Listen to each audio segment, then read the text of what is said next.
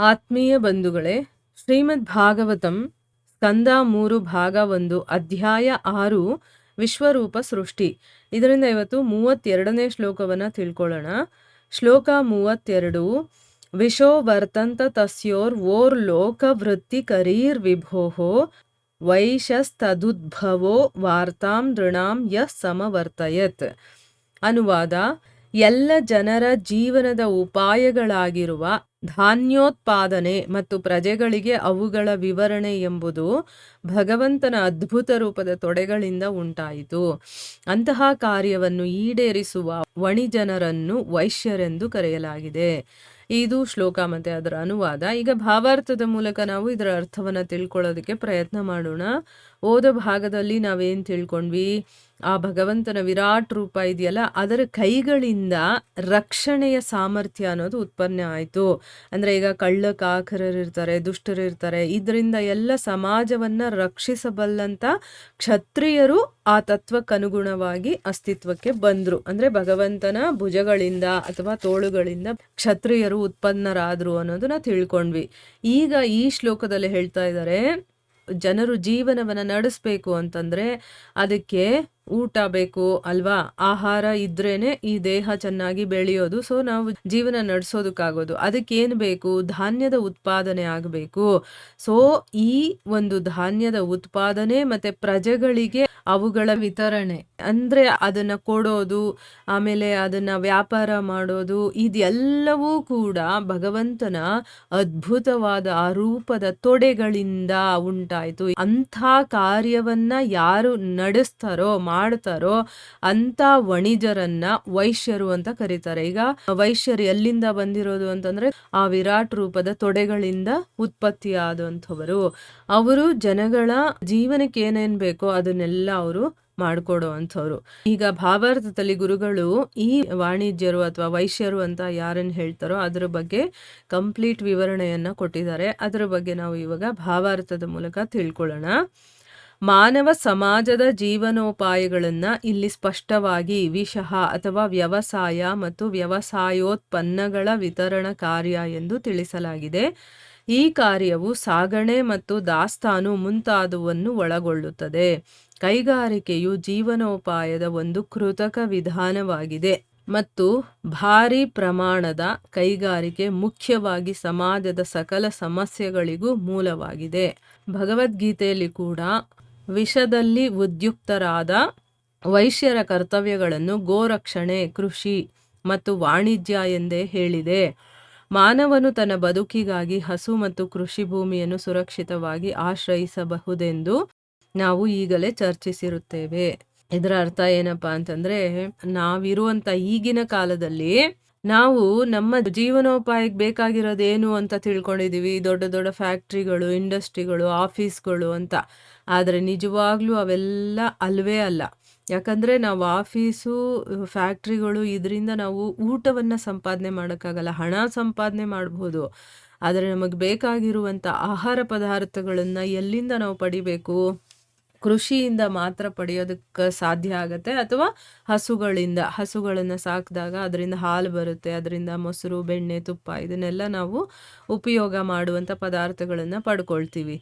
ಅದಕ್ಕೋಸ್ಕರ ಇಲ್ಲಿ ಮಾನವ ಸಮಾಜದ ಜೀವನ ಉಪಾಯ ಯಾವುದು ಅಂತಂದರೆ ವಿಷಃ ಅಂತಂದರೆ ವ್ಯವಸಾಯ, ಅಂದರೆ ಉತ್ಪಾದನೆ ಮಾಡೋದು ಮತ್ತು ಎಲ್ಲರಿಗೂ ವಿತರಣೆ ಮಾಡುವಂಥದ್ದು.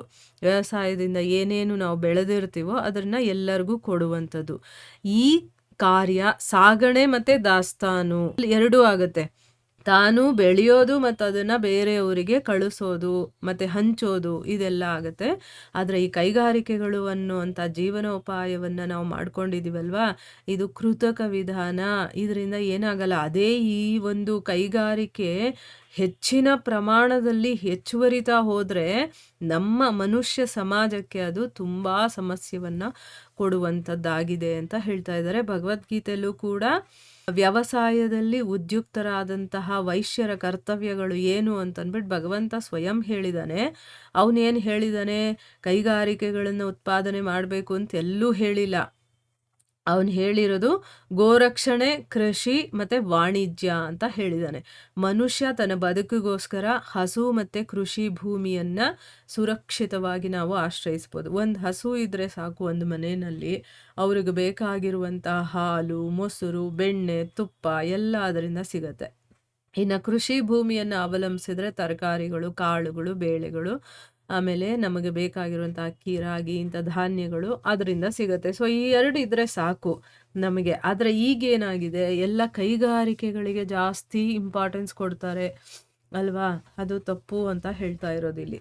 ಮುಂದುವರೆದು ಏನು ಹೇಳ್ತಾರೆ ಅಂದರೆ, ದಾಸ್ತಾನು ಮತ್ತು ಸಾಗಣೆಗಳ ಮೂಲಕ ಉತ್ಪನ್ನಗಳ ವಿನಿಮಯವು ಈ ಬಗೆಯ ಜೀವನ ಕ್ರಮದ ಒಂದು ಭಾಗವಾಗಿದೆ. ವೈಶ್ಯರಲ್ಲಿ ಅನೇಕ ಉಪವಿಭಾಗಗಳಿದೆ. ನೋಡಿ, ಇವಾಗ ಆ ಬೆಳೆದಿರೋದನ್ನ ಒಂದು ಕಡೆ ತಗೊಂಡೋಗಿ ಅಲ್ಲಿಂದ ನಾವು ಬೇರೆ ಬೇರೆ ಬೇರೆ ಕಡೆಗಳಿಗೆ ಎಲ್ಲರಿಗೂ ಕೂಡ ಅದನ್ನು ವಿನಿಮಯ ಮಾಡಬೇಕಲ್ವಾ? ಸೊ ಇದು ಕೂಡ ನಮ್ಮ ಜೀವನದ ಒಂದು ಕ್ರಮ. ಅಂದರೆ ಅದನ್ನು ಯಾರು ಮಾಡ್ತಾರೆ ಅಂದರೆ ವೈಶ್ಯರು. ಆ ವೈಶ್ಯರಲ್ಲೇ ಬೇಕಾದಷ್ಟು ಉಪವಿಭಾಗಗಳಿದೆ. ಒಬ್ಬೊಬ್ಬ ವೈಶ್ಯರು ಒಂದೊಂದು ಕೆಲಸಗಳನ್ನು ಮಾಡ್ತಾರೆ. ಅದೇನು ಅಂತ ಇವಾಗ ತಿಳ್ಕೊಳ್ಳೋಣ. ಅವರಲ್ಲಿ ಕೆಲವರು ಕ್ಷೇತ್ರಿಯರು ಅಥವಾ ಭೂಮಾಲೀಕರು, ಕೆಲವರು ಕೃಷ್ಣರು ಅಥವಾ ಭೂಮಿ ಸಾಗುವಳಿ ಮಾಡುವವರು, ಕೆಲವರು ತಿಲವಣಿಕರು ಅಥವಾ ಧಾನ್ಯವನ್ನೆತ್ತುವವರು, ಕೆಲವರು ಗಂಧವಣಿಕರು ಅಥವಾ ಸಂಬಾರ ವ್ಯಾಪಾರಿಗಳು, ಮತ್ತು ಕೆಲವರು ಸುವರ್ಣ ವಣಿಕರು ಅಥವಾ ಚಿನ್ನ ಮತ್ತು ಲೇವಾದೇವಿಯ ವ್ಯಾಪಾರ ಮಾಡುವವರು. ನೋಡಿದ್ರ, ಈಗ ಈ ವೈಶ್ಯರಲ್ಲೇ ಎಷ್ಟು ಭಾಗ ಇದೆ. ಕೆಲವರನ್ನ ಕ್ಷೇತ್ರಿಯರು ಅಂತಾರೆ. ಅವ್ರೇನು ಅಂತಂದರೆ ಭೂಮಾಲೀಕರು, ಅಂದರೆ ಭೂಮಿಯನ್ನು ತಗೊಳ್ಳೋದು, ಮಾರೋದು ಅಥವಾ ಸಾಗುವಳಿ ಮಾಡೋದಕ್ಕೆ ಭೂಮಿಯನ್ನು ಕೊಡೋದು, ಈ ರೀತಿ ಭೂಮಿಗೆ ಮಾಲೀಕರಾಗಿರ್ತಾರಲ್ಲ ಅಂಥವರನ್ನ ಕ್ಷೇತ್ರಿಯರು ಅಂತ ಕರೀತಾರೆ. ಕೃಷ್ಣರು ಅಂತಂದರೆ ಭೂಮಿಯನ್ನು ಸಾಗುವಳಿ ಮಾಡೋರು, ಅಂದರೆ ಭೂಮಿಯನ್ನು ಉಳುವಂಥವ್ರು. ಆಮೇಲೆ ತಿಲವಣಿಕರು ಅಂತಂದರೆ ಧಾನ್ಯವನ್ನು ಎತ್ತುವಂಥವ್ರು. ಈಗ ಮಾಡೋದು ಅದನ್ನೆಲ್ಲ ಒಂದು ಕಡೆ ಎಲ್ಲ ಶೇಖರಣೆ ಮಾಡಿ ಅದನ್ನೆಲ್ಲ ಮಾಡ್ತಾರಲ್ಲ ಅಂಥ ಕೆಲಸ ಮಾಡೋರು. ಇನ್ನು ಗಂಧವಣಿಕರು ಅಂತಂದರೆ ಸಂಬಾರ ವ್ಯಾಪಾರಿಗಳು, ಸಾಂಬಾರು ಪದಾರ್ಥಗಳನ್ನು ವ್ಯಾಪಾರ ಮಾಡುವಂಥವ್ರು. ಕೆಲವರು ಸುವರ್ಣವರ್ಣಿಕರು, ಅಂದರೆ ಚಿನ್ನ, ಬೆಳ್ಳಿ ಇದನ್ನೆಲ್ಲ ಮಾರಾಟ ಮಾಡೋದು, ಮತ್ತು ಲೇವಾದೇವಿ ಕೆಲಸ ಮಾಡ್ತಾರಲ್ಲ, ಕೊಡೋದು, ಸಾಲ ಕೊಡೋದು, ತಗೊಳ್ಳೋದು, ಇಂಥ ಕೆಲಸ ಮಾಡುವಂಥವ್ರು. ಇವರೆಲ್ಲರೂ ಕೂಡ ವೈಶ್ಯರ ವರ್ಗಕ್ಕೆ ಬರ್ತಾರೆ. ಬ್ರಾಹ್ಮಣರು ಉಪದೇಶ ಮಾಡತಕ್ಕವರು ಮತ್ತು ಗುರುಗಳು.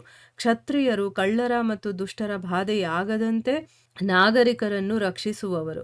ವೈಶ್ಯರು ಉತ್ಪಾದನೆ ವಿತರಣೆಗಳನ್ನು ವಹಿಸಿಕೊಂಡಿರುತ್ತಾರೆ. ಶೂದ್ರರು ಮನುಷ್ಯರಲ್ಲಿ ಅಪ್ರಬುದ್ಧರಾಗಿದ್ದು ಮೇಲೆ ಹೇಳಿದ ಯಾವ ಚಟುವಟಿಕೆಗಳಲ್ಲಿಯೂ ಸ್ವತಂತ್ರವಾಗಿ ಕಾರ್ಯ ಮಾಡಲಾರರು. ಅವರು ತಮ್ಮ ಜೀವನೋಪಾಯಕ್ಕಾಗಿ ಮೇಲಿನ 3 ವರ್ಗದವರ ಸೇವೆ ಮಾಡುವುದಕ್ಕಾಗಿ ಇರುತ್ತಾರೆ. ಇಲ್ಲಿ 4 ವರ್ಣದವರು ಏನೇನು ಕೆಲಸ ಮಾಡಬೇಕು ಅನ್ನೋದನ್ನ ಎಕ್ಸ್ಪ್ಲೇನ್ ಮಾಡಿದ್ದಾರೆ. ಬ್ರಾಹ್ಮಣರು ಏನು ಮಾಡಬೇಕು, ಬೇರೆಯವರಿಗೆ ಉಪದೇಶ ಮಾಡುವಂಥದ್ದು, ಮತ್ತು ಅವರು ಗುರುಗಳ ಸ್ಥಾನದಲ್ಲಿ ಇರ್ತಾರೆ. ಯಾಕೆ ಅಂತಂದರೆ ಧರ್ಮಗ್ರಂಥಗಳನ್ನು ಕ್ಷತ್ರಿಯರು, ವೈಶ್ಯರು, ಶೂದ್ರರು ಓದೋದಿಲ್ಲ.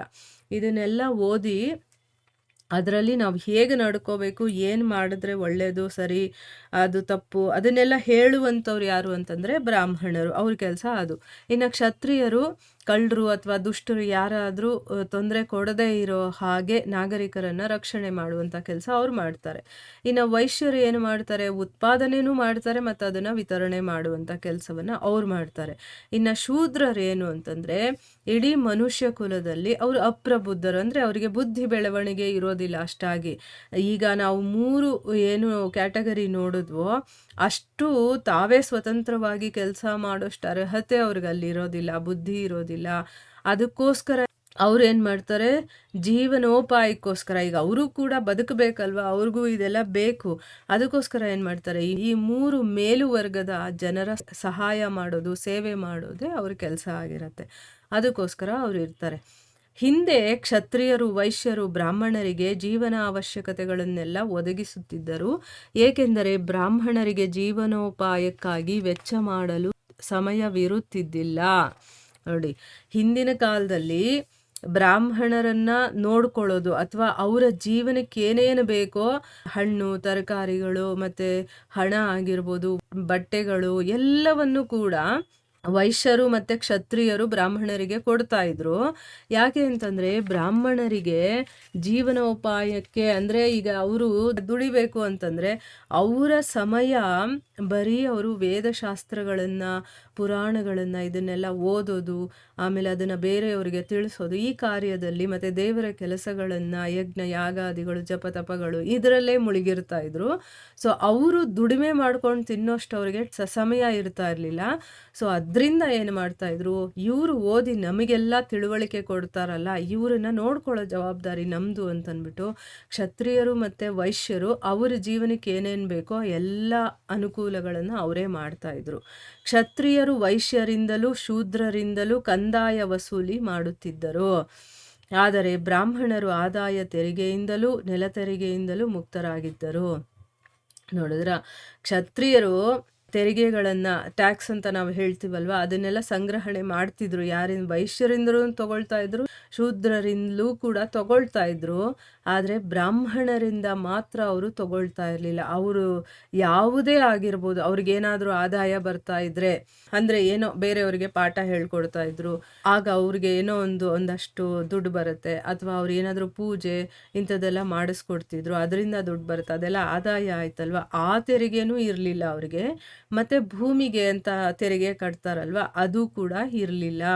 ಮಾನವ ಸಮಾಜದ ಈ ಬಗೆಯ ವ್ಯವಸ್ಥೆಯು ಎಷ್ಟೊಂದು ಚೆನ್ನಾಗಿತ್ತೆಂದರೆ ಅಲ್ಲಿ ಯಾವುದೇ ರಾಜಕೀಯ, ಸಾಮಾಜಿಕ ಮತ್ತು ಆರ್ಥಿಕ ಏರುಪೇರುಗಳು ಇರಲಿಲ್ಲ.